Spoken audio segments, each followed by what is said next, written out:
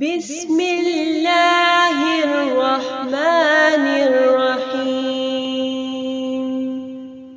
اللہ کے نام سے شروع جو بڑا مہربان نہایت رحم والا ہے۔ صلو علیہ وآلہ۔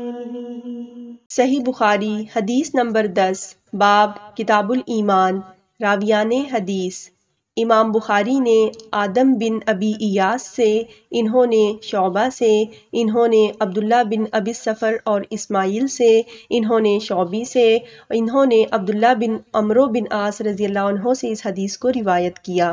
آپ صلی اللہ علیہ وسلم نے فرمایا، مسلمان وہ ہے جس کی زبان اور ہاتھ سے مسلمان بچے رہیں، اور مہاجر وہ ہے جو ان کاموں کو چھوڑ دے جن سے اللہ نے منع فرمایا۔ اردو اور انگلش میں مستند احادیث کے بارے میں جاننے کے لیے ہمارے یوٹیوب چینل درس حدیث کو سبسکرائب کریں۔ جزاک اللہ خیر۔